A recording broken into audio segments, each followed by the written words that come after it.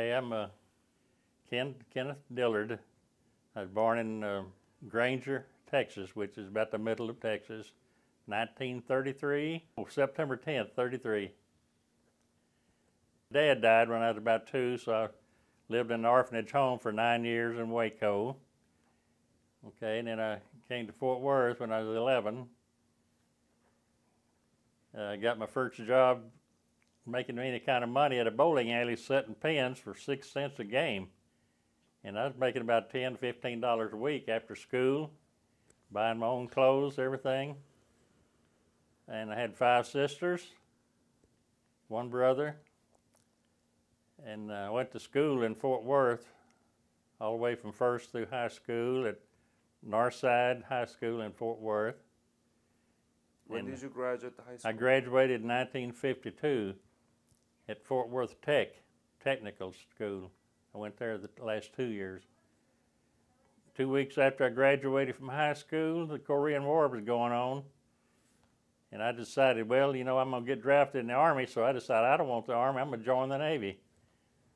So I went down to Fort Worth, talked to the recruitment officer. He sounded pretty good about all the travel and everything. And so I thought, well, I'm going to join the Navy. And I came home and told my mother I found a good job. It was going to last 4 years. And she asked me what it was. I said, well, I joined the Navy today.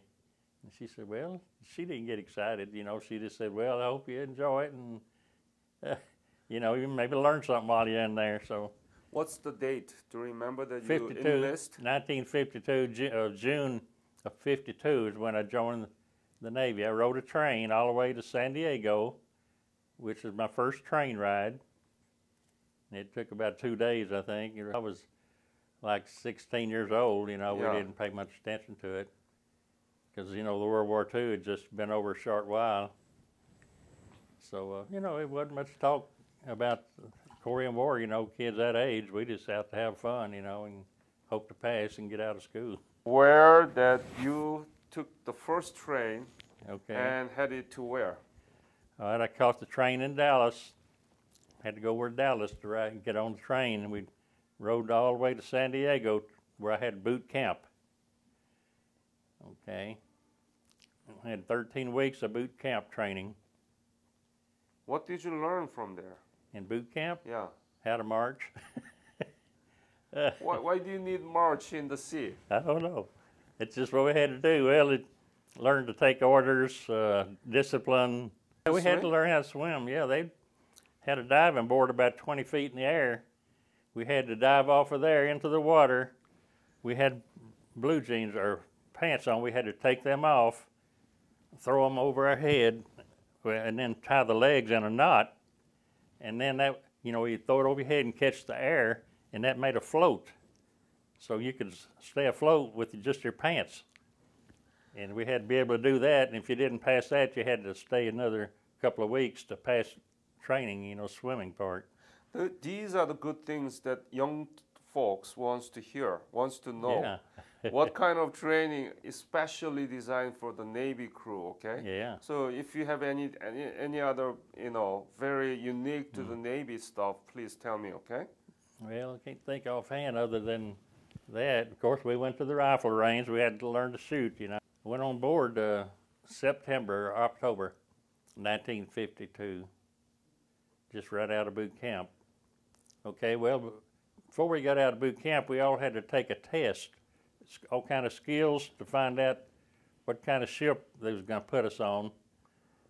So I guess I didn't score high enough in certain things, so the guy I joined with went to an aircraft carrier, and they put me on a destroyer, you know, so he just made a higher score. I guess the higher score you got, get on an aircraft carrier, you know, where the planes and all that was. We had to learn how to make fresh water out of salt water. You know, they had a machine, you know, it had big gauges and had to keep the bubbles even, you know, and if you dozed off and the levels got a little too high on one side, some of that fresh water or salt water would get into the fresh water tank.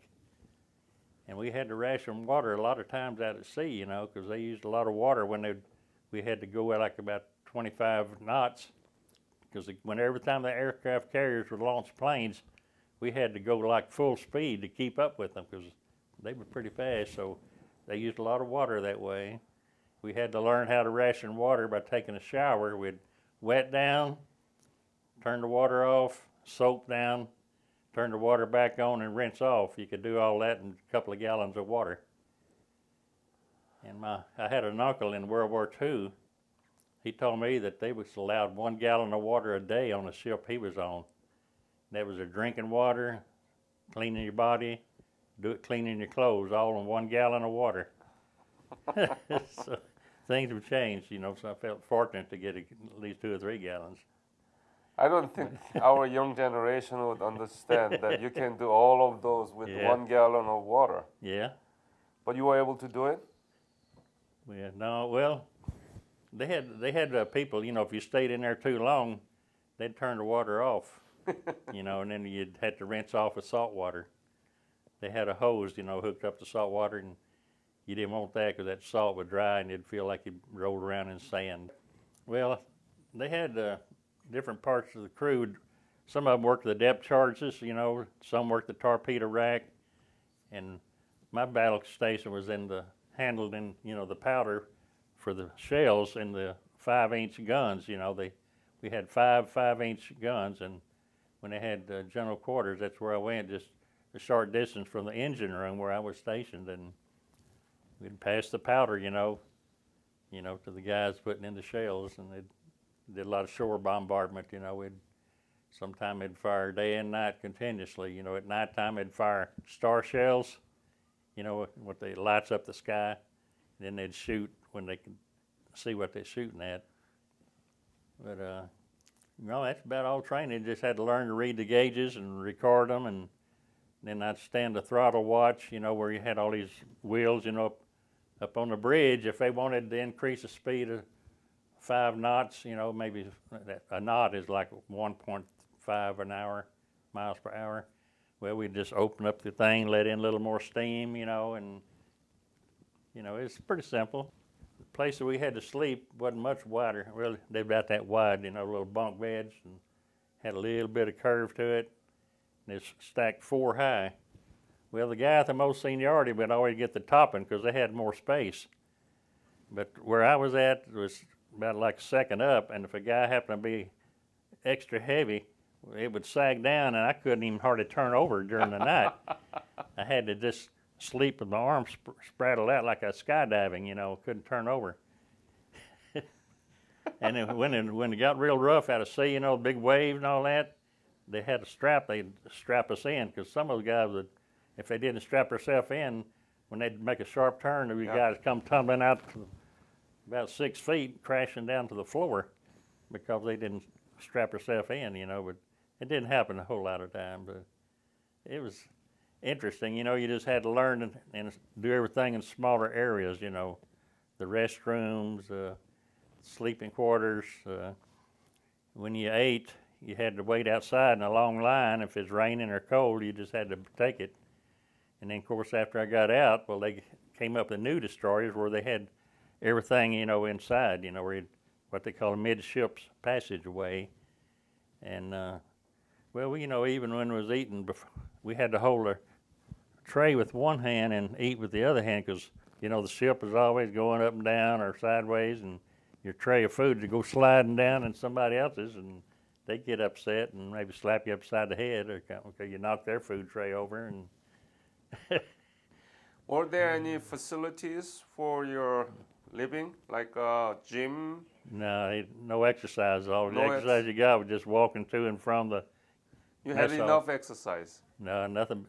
No, I mean by just walking there. Oh yeah, that's about it. The only exercise you got was what you created for yourself. You know, if you had some kind of heavy weight and decided you want to increase your muscles, you know, you just did that on your own. But most people, theater? Most of the people, no. Well, we had movies at night. You know, sometimes it's inside the ship, sometimes it's on the fantail, which is the last part of the ship. You know, in open air, and mostly in the Philippines when it's hot and all that. Well, sometimes we get the same film over and over. You know, after a while you memorize the lines, what they're going to say next.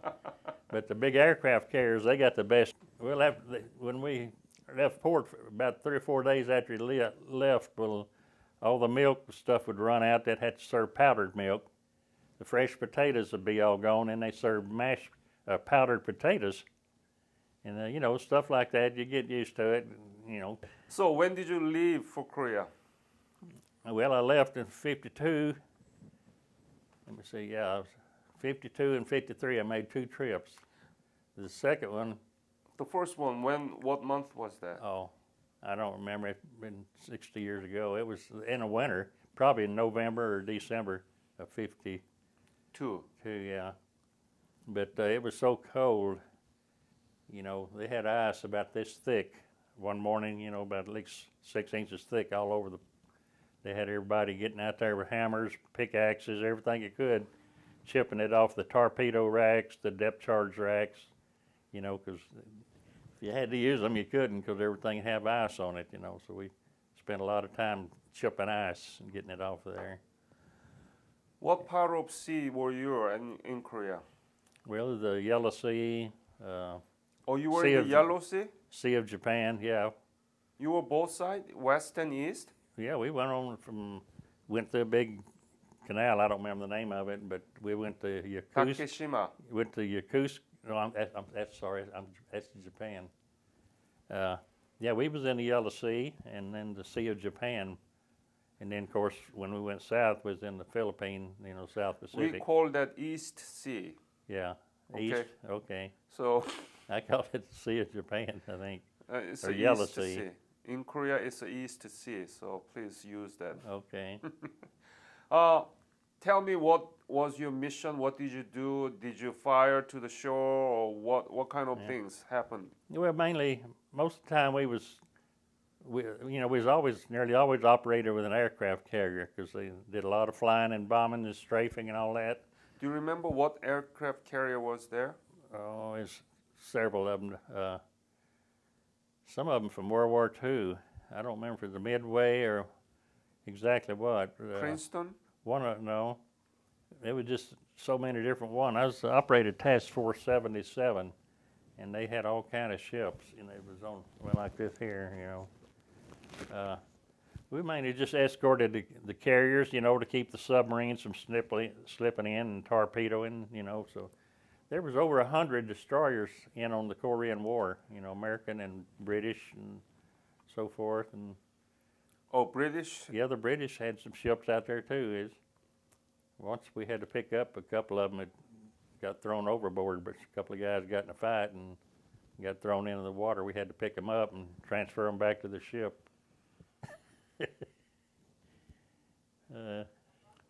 So what was your real battle mission, and what kind of battle did you engage? Well, mostly just you know, chasing submarines and dropping depth charges, and they claim we sunk a couple of them, but I got let me see, five battle stars. We was in 5 different battles. We got fired at a few times, and luckily they wasn't very good shots. They missed us, but if they had hit us, we probably wouldn't be here today. What submarine, was it Chinese? Probably either Chinese or Russian, I don't know. Russians? What sea was that? It around the East Sea, he said. We'd asked the guys, you know, did the sonar, you know, in the sonar room, and after several hours of chasing and firing and dropping depth charges and all that, we'd ask them, well, did we get any? Did we hit them or what? They said, yeah, they had some you know, stuff come up, you know, it's like a few bodies and things like that. And well, back then, the destroyer I was on is actually a World War II class, all right, and this is like 6 or 7 years after World War II was over. We were still using the same know-how. But the torpedoes, the sonar would say, well, there's a submarine 500 feet down. Well, they did something to the depth charges, you know, they'd set them at 500 feet, and then they'd roll them off, and he'd go down 500 feet and blow up submarine. Well, in that, after I got out years later, they said, well, they developed a new type of depth charge. Instead of just going straight down at a certain depth, they came one that would circle and go down lower and lower. You know, it'd cover a bigger area. And, you know, even if they missed it by 50 feet, you know, with guessing how deep it was, well, it would still explode if it got anywhere near it, you know. So they didn't have to worry about setting the depth, you know, and that's something I learned by talking to guys, you know, in other divisions, and that's about all the only thing I knew about the depth charges. And then they had some that they would fire, you know. These depth charges were big old things, you know, probably about 500 pounds. Then they had what they call K guns. They'd fire it and it'd go up, you know, it'd shoot a bunch of them at one time, and they'd go down, do about the same kind of job, maybe not as big, you know. And then we had torpedoes. They had, I think, 5 torpedoes on a torpedo rack they could fire. But I don't think they ever fired any of those in battle, you know, because everything is mostly underwater. Or we did a lot of shelling.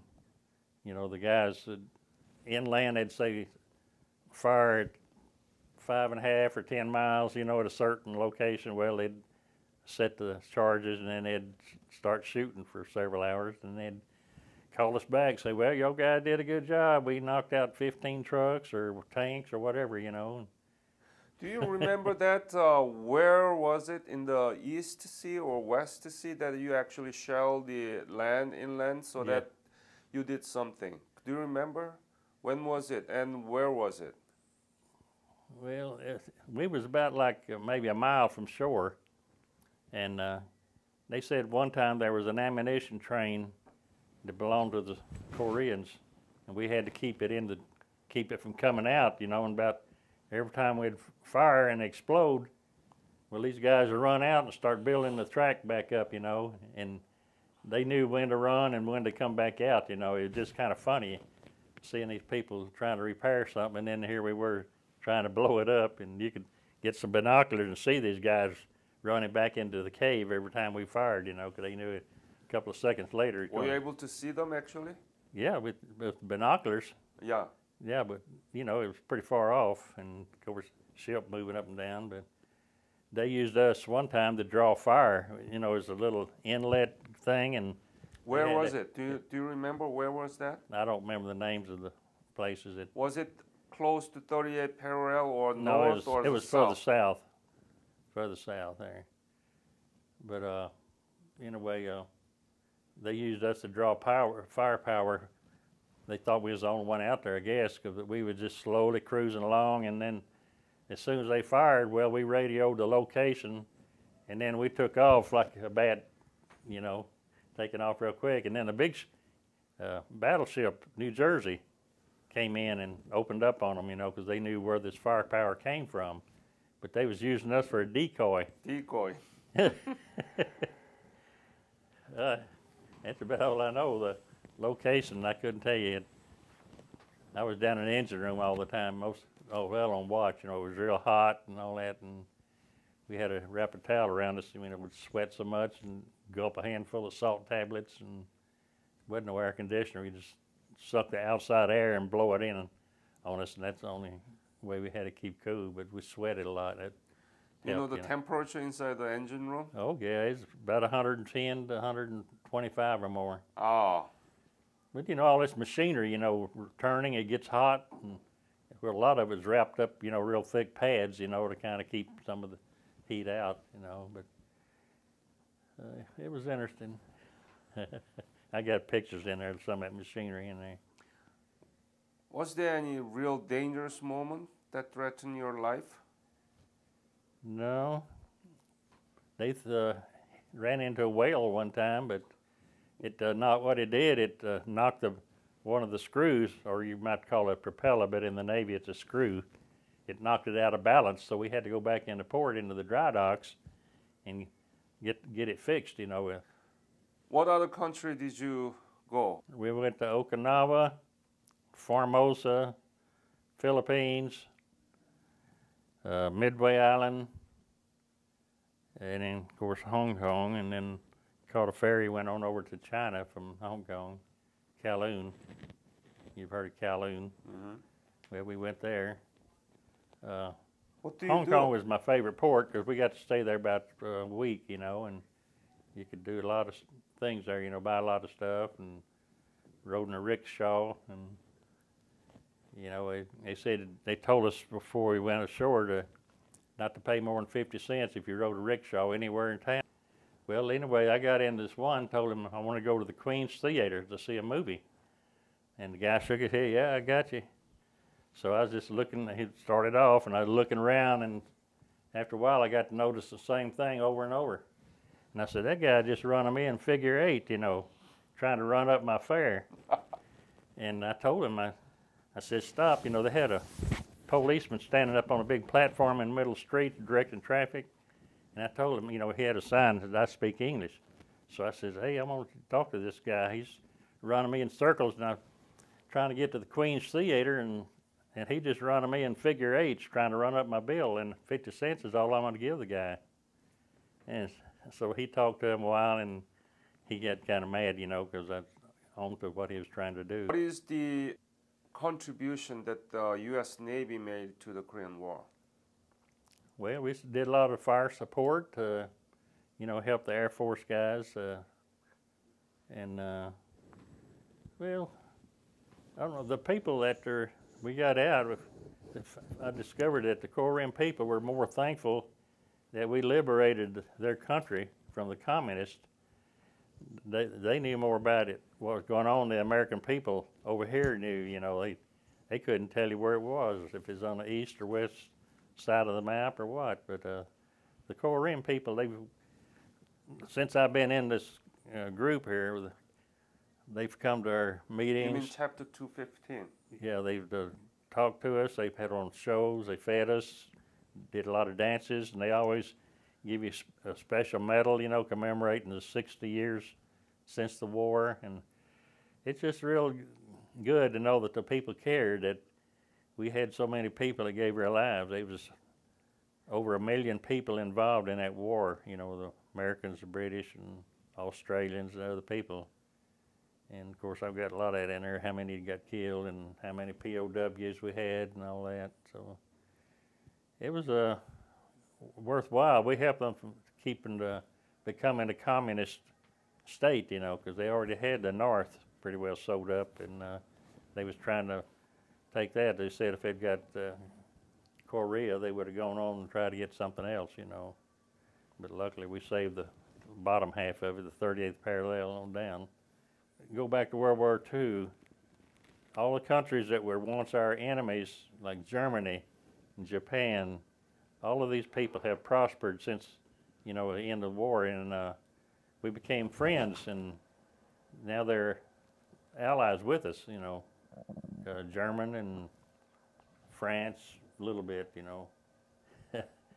But I think when we help countries out, most of the time they're going to appreciate us, you know. But anyway, I don't want to get into politics about today, because a lot of these countries we're helping out today hate our guts. They just want our money. But as far as the legacy, I don't know how to explain it. It's just, I think we've done a lot of good for them, and they'll one day do something, you know, with their economy to help other countries close by, you know, like we'd help them. Any message to our young generations about your service and Korean War? Yeah, I just like to tell them that I wish more of them would be interested in the military, you know, for, I wouldn't say making a living, but, you know, you grow up and they say like 4 years in the military is equivalent to at least 2 or 3 years in college, as far as what you can learn, you know. You learn the people, the customs, habits and things like that. You come back home, you appreciate America a whole lot more than you did before. But